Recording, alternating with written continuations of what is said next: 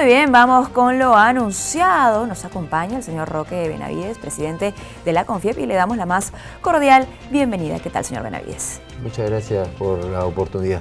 A usted muchísimas gracias por responder a nuestra invitación. Por supuesto, el día de hoy no vamos a hablar exclusivamente de la empresa, vamos a hablar de la empresa, el Estado, las relaciones que hay entre ambos y lo más importante, una agenda de desarrollo sostenible para nuestro país. En principio, veíamos, señor Benavides, en la nota anterior la urgencia que hay porque se apruebe el nuevo decreto que ha propuesto el Ejecutivo. Y sabemos que usted está a favor porque piensa que esto garantiza el pago de las reparaciones civiles por casos de corrupción. Usted ha hablado de desarrollo sostenible y los objetivos de desarrollo sostenible de las Naciones Unidas contemplan el cuidado del medio ambiente, por supuesto, el desarrollo social y el desarrollo económico. Muchas veces la gente no entiende que desarrollo sostenible tiene que venir con oportunidades de trabajo, oportunidades de progreso para la gente, además del desarrollo social y el cuidado del medio ambiente. Nosotros en este momento, con esta situación que se nos ha presentado tan desagradable de corrupción, lavallato, se dio el decreto de urgencia 003 el año pasado, pero lamentablemente ha paralizado a las empresas. Y muchas de esas empresas, incluyendo por supuesto Odebrecht, pero también las asociadas y ahora el Club de los Constructores, se han visto paralizadas. Y a la hora que paraliza una gran empresa, tiene un impacto sobre sus subcontratistas y sus proveedores. Finalmente son muchísimas empresas. Entiendo yo que hay cerca de 160 empresas relativamente pequeñas que han quebrado en nuestro país y que por lo tanto quienes trabajaban en esas empresas han perdido sus puestos de trabajo. Nosotros en CONFIEP, como responsables que somos como sector privado, tenemos como prioridad la generación de puestos de trabajo y es por eso que nosotros creemos en esta propuesta que ha hecho la ministra de Economía, Claudia Cooper. Ahora, es importante este escenario que nos muestra, no pensar en la grande empresa de manera aislada, sino saber que depende también y trabaja conjuntamente con empresas medianas, con empresas pequeñas, incluso con microempresas que son proveedores muchas veces y que se busca pues impartir una misma línea de trabajo. También es importante, ojo, estar en contacto con la realidad y entender cuál es el impacto de una ley. Cuando usted menciona que el decreto pues salió el año pasado y que para este año se está esperando la aprobación de un nuevo decreto que garantice el pago de las reparaciones civiles. Ahora, en ese sentido yo le consulto cómo se darían estas garantías. Se habla de fideicomisos.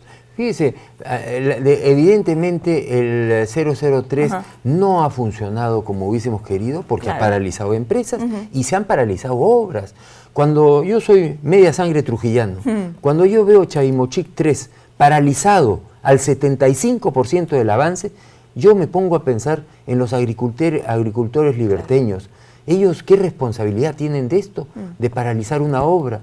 O cuando veo en el hipódromo, al frente del hipódromo, ese puente totalmente paralizado, los fierros oxidándose, ¿qué pasó acá? No se pueden paralizar las obras.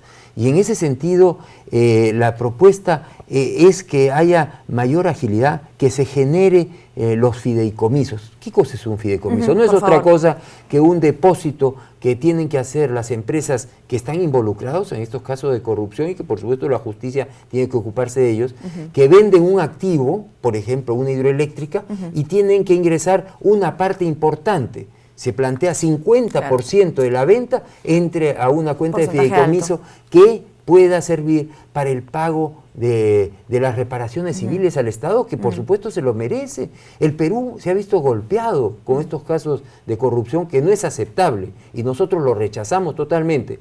Pero eso no quiere decir paralizar a las empresas y dejar a los hogares de nuestro país sin puesto de trabajo.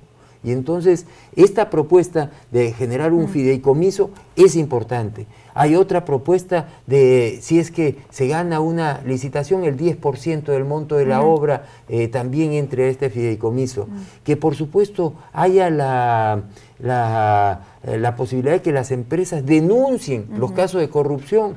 Y también a los señores procuradores que hacen un trabajo muy esforzado, que puedan contratar a especialistas para que los ayuden a calcular cuánto es el monto de este resarcimiento al Estado. Yo creo que tenemos que ser prácticos. no podemos dispararnos a los pies.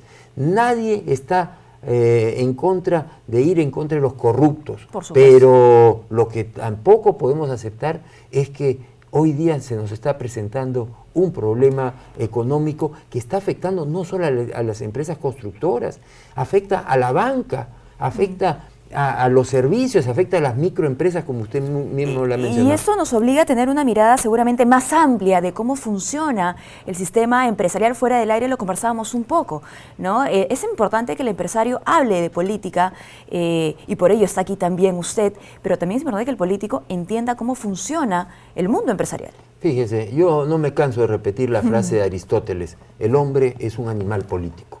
Y Haya de la Torre, el más ilustre político peruano del siglo XX, agregaba eso: y si no es político se queda en lo primero. Nosotros somos políticos, nosotros en esta entrevista estamos haciendo política de la buena, de contribuir con ideas. No pretendo ni soy parte de un partido político, pero tengo aunque se lo han ofrecido. Tengo todo el derecho a pronunciarme sobre política, así como los políticos tienen todo el derecho a hablar de las empresas y de los empresarios. Bueno, estamos en un país democrático y nosotros tenemos la obligación de opinar para que nuestro país sea mucho mejor. Ahora, una cosa es la opinión, la comunicación, el hablar, y otra cosa es la reglamentación, la norma, la ley, ¿no? Sí. Porque en la ley también estamos poniendo, pues, como estamos viendo en este caso, ciertos retrocesos o trabas para el crecimiento del sector empresarial. Evidentemente, evidentemente, la legislación tiene un impacto sobre el crecimiento económico, los pleitos políticos tienen un impacto sobre el crecimiento económico, y del crecimiento económico sale la oportunidad de reducir la pobreza. No creamos que los empresarios somos insensibles. Por supuesto que somos sensibles. Nosotros queremos un país que progrese, un país que haya menos pobreza y que por supuesto consuma más. Por supuesto. Es un círculo virtuoso y eso es lo que nosotros necesitamos. Ahora, lamentablemente estamos en un contexto de muchos retos también para el empresariado, porque el impacto de la corrupción ha sido tremendo en nuestro país, pero lamentablemente las miradas quizás están solamente hacia un lado, ¿no?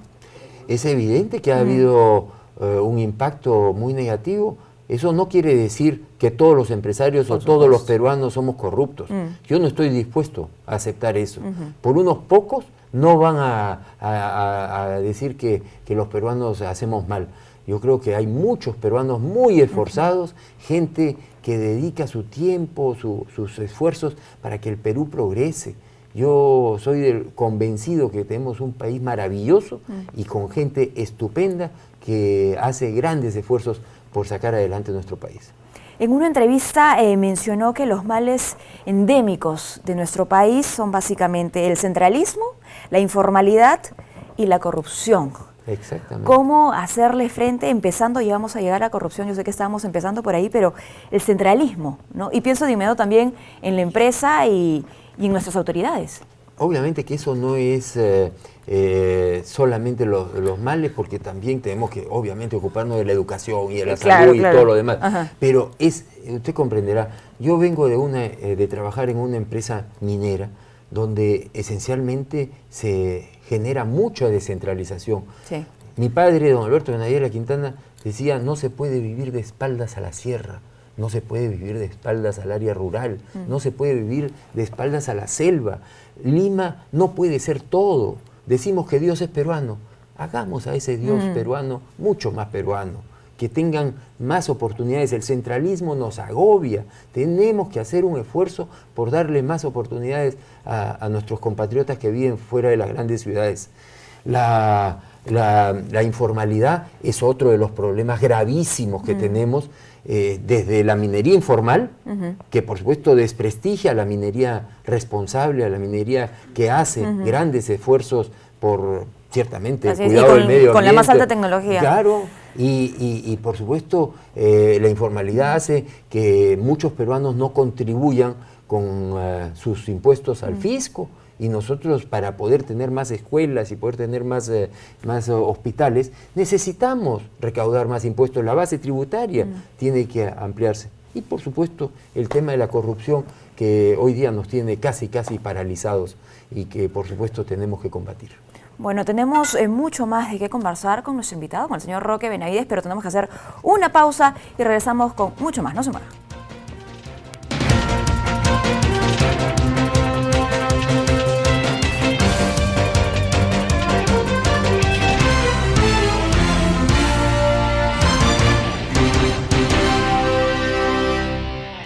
Estamos de regreso con el señor Roque Benavides, presidente de la CONFIEP, hablando pues de política, de empresa y mucho más. Y regresamos en este bloque para hablar sobre una agenda de desarrollo. ¿Qué le parece? ¿Cómo generar esa agenda de desarrollo, en principio, entre lo público y lo privado, señor Benavides?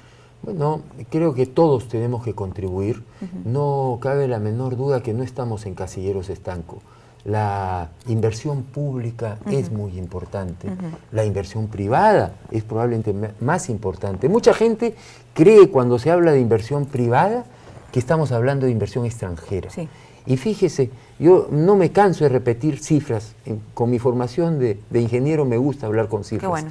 En el Perú, la inversión privada es 80% inversión nacional de peruanos, la micro, la pequeña empresa, la mediana empresa. Somos los peruanos los que damos la confianza al resto del mundo para que vengan a invertir en nuestro país. Los gringos dicen, pon tu dinero donde pones tu boca. Put your money where your mouth is. Y es un dicho muy importante. Uno no puede pedirle al inversionista extranjero que venga a invertir a nuestro país cuando nosotros, los peruanos, no tenemos confianza en nuestro país. Eso no quiere decir que no demos la bienvenida a la inversión extranjera. Es muy bienvenida, viene con nueva tecnología, viene con nuevos procedimientos y por supuesto es como la cereza encima del helado, siempre cae bien, pero somos los peruanos los que tenemos que sentirnos orgullosos de nuestro país y son los políticos los que tienen que entender que cuando se promueve la inversión están promoviendo la inversión de los peruanos, de los hogares peruanos y por supuesto generando puestos de trabajo acá en el Perú, para peruanos. La inversión nacional como la extranjera genera puestos de trabajo. Lo que estamos viendo hoy día en nuestro país es que comienza a haber desempleo, especialmente para los más jóvenes. Y eso es desesperante. Nadie puede estar contento sin trabajar. Yo creo que los peruanos somos un pueblo esforzado y merecemos, con este país maravilloso que tenemos, que todos podamos tener un puesto de trabajo digno. ¿Cómo generar esa confianza en los peruanos, jóvenes y no jóvenes, para hacer empresa, para trabajar justamente en esa línea hacia el desarrollo de nuestro país? Digo, ¿cómo generar esa confianza cuando vemos, por ejemplo, faltas de consensos, de alianzas, en el legislativo, por ejemplo? Nosotros hemos venido invocando tanto al legislativo como al ejecutivo, que tiene que haber mucho más consenso. No puede ser que del ejecutivo digan el legislativo me entorpece todo y que del legislativo digan es que no son competentes en el ejecutivo. La democracia en el Perú, a través del voto, le ha dicho al pueblo peruano, el señor Kuczynski es el presidente de la República y los fujimoristas son la mayoría en el Congreso. Pero también les ha dicho que tienen que coordinar.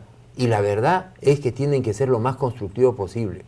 Cada punto de desarrollo, de crecimiento es muy importante para la lucha contra la pobreza. Y todos tenemos que estar juntos para luchar contra la pobreza en nuestro país. Cuando dice que todos debemos estar juntos, recuerdo ese concepto que maneja sobre responsabilidad social, no empresarial, sino responsabilidad social compartida. Fíjese, nosotros como empresa minera, mi trabajo durante 40 años, siempre hemos dicho que cuando vamos a la punta del cerro, donde el diablo perdió el poncho, pues ahí nosotros somos vistos como si fuéramos la empresa privada, pero también el Estado, porque el Estado brilla por su ausencia. Y entonces acá es donde sale este concepto de responsabilidad social compartida, porque no es solamente la empresa que tiene que tener responsabilidad social empresarial, que por supuesto la debe tener. Las comunidades tienen que entender lo que está haciendo la empresa privada, lo difícil que es generar riqueza. El Estado, las autoridades a todos los niveles, las ONGs, las iglesias, todos tienen que compartir esa responsabilidad social. Y por supuesto, esto nosotros lo decíamos antes, con toda modestia aparte, que el profesor Michael Porter de la Universidad de Harvard habló del valor compartido. Y por supuesto, el valor compartido significa que la empresa, los emprendimientos económicos tienen que compartir esa riqueza que se genera con el resto de la sociedad. Pero carne no viene sin hueso, valor no puede venir sin responsabilidad. Y es ahí donde nosotros exigimos, en el mejor sentido de la palabra, que todos los estamentos de la sociedad tienen que contribuir a que las empresas y los gobiernos sean eficientes. Sobre esa responsabilidad compartida se ha hablado mucho, por ejemplo, sobre la falta de obras en el norte de nuestro país. No solamente en el norte, es decir, o la falta de infraestructura en general, ¿no? La paralización que se ha generado con estos escándalos y por supuesto la reconstrucción del norte del Perú. A mí tuve la suerte de ir a pasar Año Nuevo a Máncora y darme con la sorpresa de que la carretera entre Piura y Máncora está deshecha todavía. Por Dios, ¿dónde está la eficiencia? Porque así como le exigimos al sector privado que sea eficiente, el Estado, nuestro Estado, tiene que también ser eficiente en todos los estamentos de gobierno. Y eso pasa porque, por ejemplo, a nuestros hermanos del norte del Perú, que han sufrido tanto con el fenómeno del niño costero, se le dé pues las obras que se merecen, porque Dios es peruano para todos los peruanos, no solamente para los limeños. Sobre estas lecciones, voy a llamarlo, que podría aprender el Estado sobre el empresariado, ¿no? Cuando hablamos de eficiencia. Del otro lado, ¿qué podría llevarse el sector empresarial del Estado? Bueno, yo me quedo muy sorprendido de estar hoy día en el Jurado Nacional de Elecciones y que haya una vocación de comunicar. Eso tiene que ver con la transparencia de las instituciones. Las instituciones públicas no son pues solamente de los funcionarios públicos, son de todos los peruanos. Y creo yo que hay instituciones muy rescatables, el Jurado Nacional de Elecciones es uno de ellos. El Banco Central de Reserva del Perú es de lujo y aún que mantiene, por supuesto, las cifras macroeconómicas tan ordenadas. Hemos tenido la suerte que se ha elegido por 3 periodos al doctor Velarde y eso también le da una continuidad. Nuestra Cancillería, sintámonos orgullosos de nuestra Cancillería. Después de Itamaraty, seguramente el Perú es la Cancillería con más tradición en América Latina.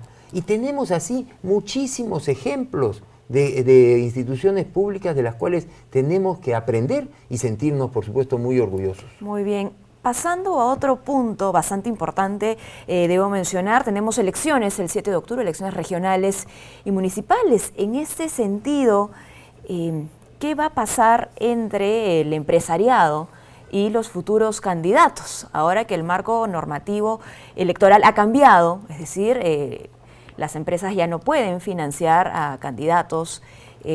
¿Cómo tendrían que reaccionar tanto un lado como el otro? Siempre ha sido muy difícil. Yo nunca he entendido muy bien cómo es que financiaban estas campañas. Creo que ha sido el secreto mejor guardado. Lo que es muy preocupante es, y hablando de estadísticas, el 92% de los alcaldes en el Perú está con procesos judiciales. Y entonces lo que nosotros necesitamos es elegir bien.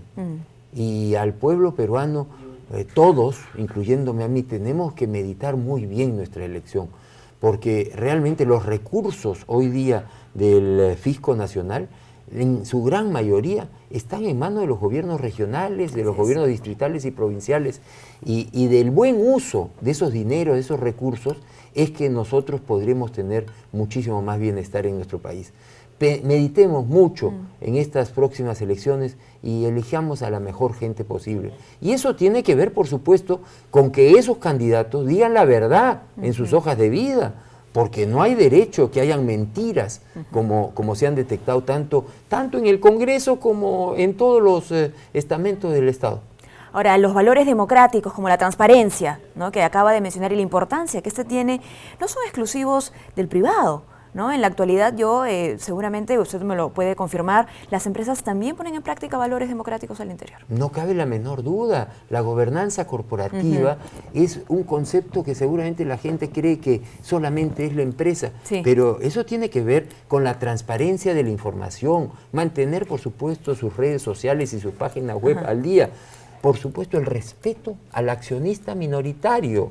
Eso, el equivalente a nivel nacional, significa el respeto al poblador, a la persona humana, porque el presidente de la República, el presidente del Congreso, pueden ser grandes personajes, pero tienen que tener respeto al peruano más humilde, al peruano más humilde, a todos los peruanos.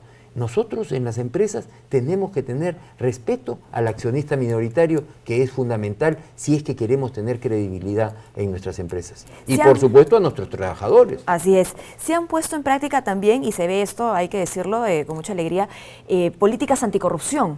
Claro. A nivel interior de cada empresa. Políticas de cumplimiento, lo que le llaman compliance en inglés. Exacto. Y eso es muy importante porque esas políticas son las que evitan que las empresas puedan cometer actos reñidos con la ley. Y lo que nosotros estamos sufriendo hoy día con los escándalos de corrupción de algunas empresas constructoras es eso. Tiene que haber habido mucho más compliance. En la CONFIEP, por ejemplo, todos los gremios que participamos en la CONFIEP tenemos códigos de ética. Por supuesto que pueden haber algunos que le sacan la vuelta al código de ética, pero que ha habido un esfuerzo porque cada gremio tenga código de ética. Es decir, CAPECO, la Cámara Peruana de la Construcción, yo me saco el sombrero del señor Espinosa, el presidente de CAPECO, que ha tenido que enfrentar a muchas empresas y decirles, señores, pónganse de costado mientras que continúan las investigaciones. Y por supuesto han tenido que renunciar a los directorios muchos de los representantes de estas empresas. Ha habido un esfuerzo y el compliance es algo fundamental en el sector privado y tenemos que insistir porque nosotros no somos ausentes de la posibilidad de que hayan actos de corrupción. Muy bien, bueno, señor Benítez, tiene usted una idea muy clara, creo yo, de lo que el país necesita, ¿no? de las responsabilidades que tenemos tanto ciudadanos, organizaciones políticas, autoridades, para empujar hacia el desarrollo. Yo creo que por eso siempre le hacen esta pregunta, y se la voy a hacer igual, porque en algún momento quizá diga que sí. ¿Tendría usted algún ánimo de participar en unas elecciones, de postular un cargo de elección popular? Fíjese, yo soy hoy día un representante de gremios empresariales. Así es. Y no corresponde que una persona que está en gremios empresariales pueda siquiera utilizar esta posición para efectos de alguna candidatura. Yo no soy parte de ningún partido político, no le puedo negar que soy de los que creo que todos hacemos política y que tenemos una responsabilidad.